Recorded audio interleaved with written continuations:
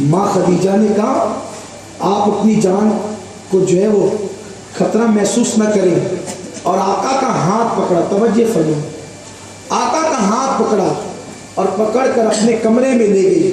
فرمایا وہ مخلوق تمہیں نظر آتی ہے، اب بھی نظر آتی ہے جو تمہیں غار میں نظر آئی تھی؟ آقا نے فرمایا ہاں خدیجہ، میں وہ دیکھ رہا ہوں وہ مخلوق۔ اتنے میں ماں خدیجہ نے اپنے سر سے دوپٹہ ہٹا لیا، ماں خدیجہ نے اپنے سر سے دوپٹہ ہٹا لیا۔ جب دوپٹہ ہٹایا تو پوچھا میرے سرتاج کیا اب بھی وہ مخلوق تمہیں نظر آتی ہے جو غار حرا میں دکھی تھی اور اب تک نظر آ رہی تھی؟ آقا فرماتے اللہ کی عزت کی قسم اب وہ مخلوق مجھے نظر نہیں آتی۔ پھر ماں خدیجہ نے دوپٹہ سر پہ ڈالا، کہاں نظر آتی ہے؟ کہاں اب نظر آتی ہے؟ فرماتی آپ کو مبارک ہو، یہ وہی رحمت کے فرشتے ہیں جو ابراہیم کے پاس آئے تھے، وہ آپ کے پاس آئے ہیں۔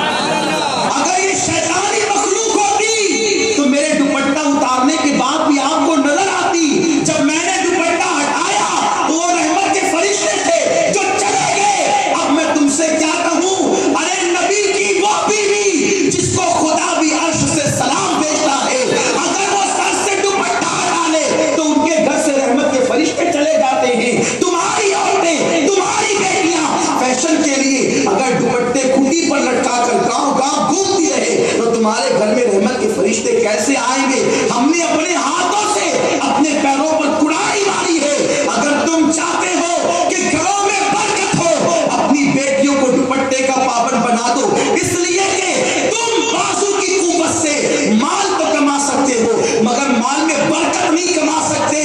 مال اگرچہ بازو کی محنت سے مل سکتا ہے مگر برکت بازو کی محنت سے نہیں مل سکتی۔ برکت تو اللہ کی رحمت سے ملا کرتی ہے، رب کی مرضی، رب کے کرم سے ملا کرتی ہے۔ مسلمانوں، ایک ہماری بیٹیاں ہیں جو دوپٹہ اوڑھنے میں شرماتی، پردہ کرنے میں شرماتی۔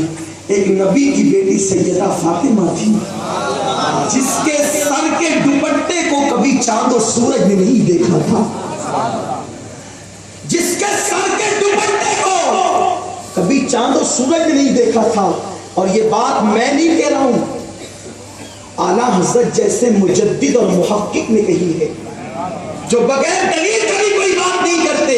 فرماتے ہیں جس کا آنچل نہ دیکھا مئو مہر نے، جس کا آنچل نہ دیکھا مئو مہر نے، اس ردائے نزاہت پہ لاکھوں سلام۔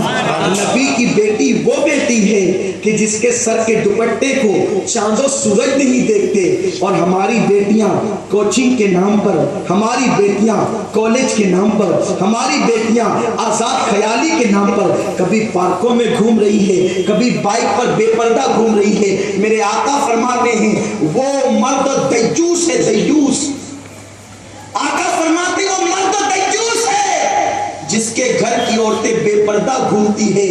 اللہ ایسے مردوں کی نہ نماز قبول کرتا ہے نہ دعائیں قبول کرتا ہے۔ میرے پیارے آقا علیہ السلام کے پیارے دیوانوں، اسلام کو سمجھو، دین کو سمجھو، بنیادی باتوں کو سمجھنے کی کوشش کرو۔ اللہ ہماری بچیوں کو سیدہ فاطمہ کی حیا کا حصہ عطا فرمائے، کنیز فاطمہ بننے کی توفیق عطا فرمائے۔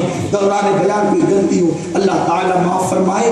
وما علینا الا البلاغ۔ السلام علیکم ورحمۃ اللہ۔